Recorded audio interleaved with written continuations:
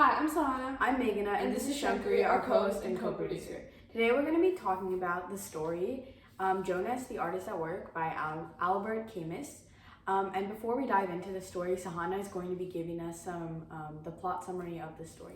So the story follows a man named Gilbert Jonas, who is a painter, and he takes all of the events that happen to him in his life as the result of his star, which is kind of referenced to be his inspiration or his guiding light. He references this star that helps him get everything that he gets in life. So it's to his star's benefit that he's able to be relatively prosperous, and that he's able to get married, he's able to make good friends, and he's able to succeed as a painter. He credits all of his work to his star. So what happens is, as he continues to paint, he gets more and more popular. He starts getting a lot of followers and a lot of people who come to his house, and his life becomes extremely busy and extremely filled with people, and eventually he loses the ability to paint things originally. So after that, he starts moving himself into smaller and smaller spaces until he ends up locking himself up in his loft and trying to paint there. And he abandons everybody around him, including his wife and his close friend.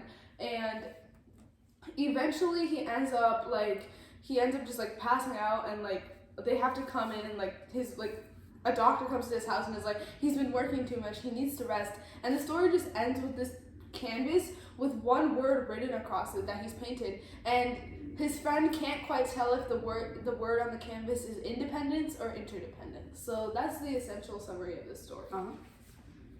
So I guess the first thing that we wanted to talk about is this balance between independence and interdependence. Sahana, do you have anything to say about that? Yeah, so this story kind of explores the theme of how many people you can get close to, or what should social circles and things like that be about. So basically, initially, Jonas himself, he's a very selfless, he's a very kind person.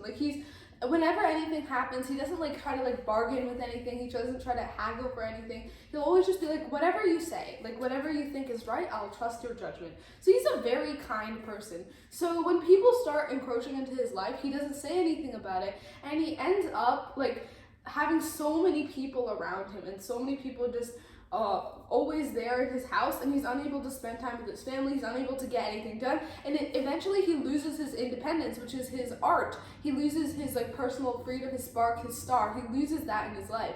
So he immediately swings to the other side of the pendulum, and he tries to isolate himself completely, but this isn't well either. So the story kind of ends with the note that there's a balance to be struck between these two things, because at the end of the story, he realizes that he doesn't need all of those random admirers in his life who don't really love him and only care about his fame and the reputation he has. He needs the people who stuck with him even through the toughest times, which is his wife, his children, and his friend Berto. And he just has a sudden realization at the end of the story, and I'll read it out to you. He's the children were running through the rooms. The little girl was laughing, and Louise too, and Louise is his wife. He hadn't heard her laughter for a long time. He loved them. How he loved them. He put out the lamp, and in the familiar darkness, wasn't that his star still shining? So I feel do you want to explain about how he perceives his star and how that has an effect on his ideas of life and his art? So when he kept mentioning his star, at first it was kind of weird for me, because it was kind of at first I thought it was maybe something even religious, but it wasn't. It was kind of just the way he described his inspiration, or his love for art in a way, right? And so for him, that star was burning, breathing, which is why so many people truly enjoyed coming to see him paint and engage in art. However, at some point, the attention from other people started to become really cloying. He developed disciples who only would listen to praise and not criticism, and he ended up having to be really fake to them and telling them false things about their painting, a different praise for a different disciple, just to keep them happy. The main character is kind of almost a people pleaser, in that he's kind of a pushover as well. He would do anything just to keep up with other people's desires. Now his spark starts to fade, or his star starts to fade, as these people encroach on his privacy and end up taking away from the actual time he gets to paint.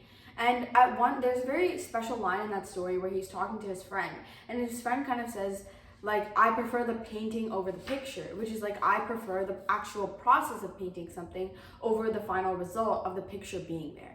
And it's kind of like his star, like, everyone is just very up and down about it. Like, one day they'll be loving him and appreciating him, the next day they'll say that the fame has got to his head. So he just doesn't know how to treat this. Politicians reach out to him for support, and he just doesn't know what to do. Mm-hmm.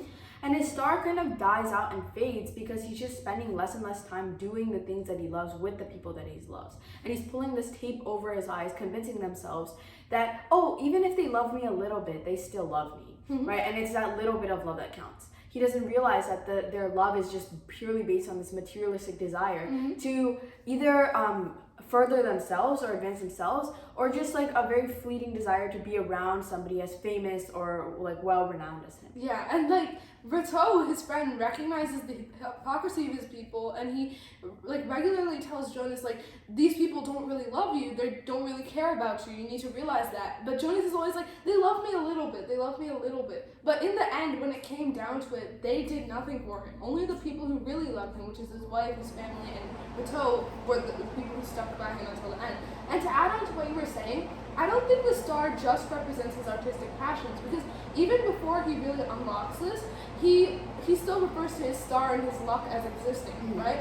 And this is a really big point, because even the situations he gets into are like objectively bad. Like, his parents get a divorce, right? And he is still able to find like the good sides of this. He's a huge optimist, and he's always able to find the good sides in every bad situation, because he's like, because my parents got divorced, they decided to put a lot more attention into me because they don't want me to turn out badly. So like, he manages to see the positive sides of even the negative things.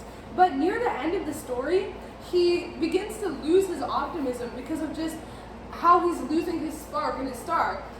It states explicitly that a beautiful day was dawning, but Jonas did not notice. So even when something good is happening, he's unable to grasp that goodness.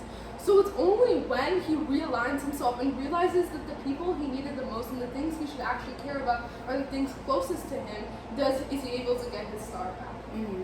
And it's kind of like the author, or not the author, but like kind of the story, like a message you can get out of the story is that like you need to be able to like stand your ground and have some kind of foundation for yourself, lay down roots, and be like, if people are pushing these boundaries a little too far, I need to say something. If people are sitting on my bed, and you know, there is a point where like him and his wife try having these plans where they shift him around rooms of the house mm-hmm. to try to give him a little more privacy.